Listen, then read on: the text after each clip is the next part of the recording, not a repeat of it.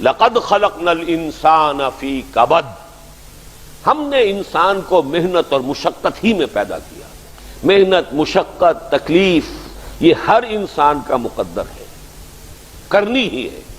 فرق صرف یہ ہوتا ہے کہ کسی کی مشقت اور محنت جسمانی زیادہ ہے، اینٹیں ڈھو رہا ہے غریب، کسی چلا رہا ہے۔ کسی کی محنت مشقت ذہنی زیادہ ہوتی ہے، بیٹھا ہوا تو ہے آرام کرسی پر، ریوالونگ چیئر ہے، بڑی آرام دہ، لیکن اس کی جو ذہنی مشقت جو وہ کر رہا ہے۔ جو جسمانی مشقت کرتا ہے وہ رات کو پاؤں پھیلا کر سوتا ہے، چاہے روٹی بھی پوری نہ ملی ہو، لیکن اسے پتہ نہیں ہوتا رات کب گزر گئی۔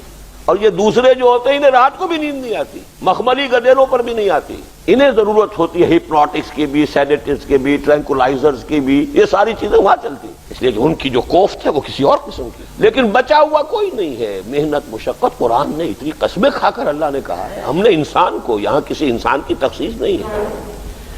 محنت، مشقت، اور اس محنت مشقت کے ساتھ اس میں غالب نے ایک اور رنگ داخل کیا ہے، اس کے ساتھ غم بھی ہے۔ مثلا حیوان اور انسان میں کیا فرق ہے؟ بیل ہے، کولو چلا رہا ہے، مشقت تو وہ بھی کر رہا ہے۔ بار برداری کا اونٹ ہے، بوجھ ڈھو رہا ہے ادھر سے ادھر تک، محنت تو وہ بھی کر رہا ہے۔ انسان محنت بھی کرتا ہے، مزید اس کو رنج اور غم جو سابقہ اس کو پیش آتا ہے۔ بیل کو پتہ بھی نہیں ہوگا میری کو اولاد بھی ہے، نسل بھی ہے، وہ کوئی بیمار ہے، کس حال میں ہے۔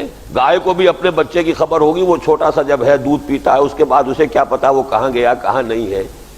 انسان کو جو تکلیفیں جھیلنی پڑتی ہیں، پھر جو غم جھیلنے پڑتے، وہ حیوان کے لیے نہیں ہے، یہ انسان کے لیے۔ اسی لیے کہا غالب نے کہ قید حیات و بند غم، اصل میں دونوں ایک ہیں، موت سے پہلے آدمی غم سے نجات پائے کیوں؟ تو یہ مشقت اور غم دونوں کو شامل کر لیجئے۔ انسان کا معاملہ حیوان سے بدتر ہے اس پہلو سے۔ کبھی کسی بیل کو، اونٹ کو وہ صدمہ نہیں ہوا ہوگا کہ بیٹا نے سینے تان کر کہا ابا جان آپ چھوڑیے، آپ کیا باتیں کرتے ہیں، آپ دقیانوسی باتیں کرتے ہیں، اب زمانے کا رنگ بدل گیا۔ وہ جو بوڑھے باپ کو جو اس وقت صدمہ پہنچتا ہے، یہی ہے وہ جس پر میں نے اپنی جوانی کھپائی ہے، جس میں میں نے اپنے آپ کو انویسٹ کیا ہے۔ آج یہ میرے سامنے کھڑا ہو کر کیا کہہ رہا ہے؟ اور یہ تو میں نے بڑی ہلکی مثال دی ہے، گالیاں دینے والے بھی ہیں، ماں باپ کو قتل کرنے والے بھی ہیں۔ مرتا نہیں ہے بڈھا کہ یہ مرے تو مجھے یہ ساری جائیداد ملے اور مجھے آزادی حاصل ہو۔ یا ایھا الانسان انک کادح الی ربک کدحا فملاقیہ، اے انسان تجھے مشقت پر مشقت جھیلتے ہوئے، محنت پر محنت کرتے ہوئے ہی آگے بڑھنا ہے، اور پھر اپنے رب کے حضور میں پیش ہونا ہے۔ یہ اور مصیبت ہے، کسی اونٹ اور کسی بیل سے محاسبہ نہیں ہے وہاں۔ وَيَقُولُ الْكَافِرُ يَا لَيْتَنِي كُنتُ تُرَابًا، اس روز کہے گا کافر کاش میں مٹی ہوتا، انسان بنا ہی نہ ہوتا میں، جسے آج ہم بہت بڑا شرف سمجھ رہے ہیں، شرف انسانیت۔ کاش کہ میں مٹی ہوں، یہ انسان کی حیثیت مجھے دی ہی نہ جاتی کہ میں آج یہاں کھڑا ہوں جواب دے کے۔ حضور نے فرمایا کل نفس یغدو فبائع نفسہ فموتقها وموبقها، ہر انسان جب صبح آنکھ کھلتی ہے رات کے سونے تک وہ اپنے آپ کو بیچتا ہے۔ کوئی جسمانی مشقت اپنی بیچ رہا ہے، شام کو 100 روپے لے کر آیا ہے، اس نے اپنی جسمانی محنت بیچی ہے نا۔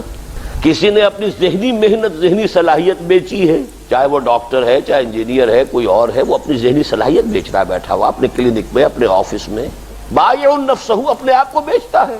یہ بیچنا تو ہر ایک کا ہے، ہر شخص بیچ رہا ہے اپنے آپ کو۔ کوئی بدبخت وہ ہے جو یہ ساری مشقت جھیل کر بھی رات کو جہنم لے کر آیا ہے گھر میں، مشقت بھی جھیلی اور لے کر بھی آیا آگ کے انگارے، اس لیے کہ حرام کاروبار کیا۔ کوئی وہ ہے جو اس مشقت کے بعد اپنے نفس کو جہنم کی آگ سے چھٹکارا دے کر آتا ہے۔ بیچا، جائز جگہ بیچا، جائز طریقے سے بیچا، بیچا اس نے بھی، محنت اس نے بھی کی، مشقت اس نے بھی کی، لیکن اس نے اپنی مشقت کے نتیجے میں اپنے آپ کو برباد کر لیا۔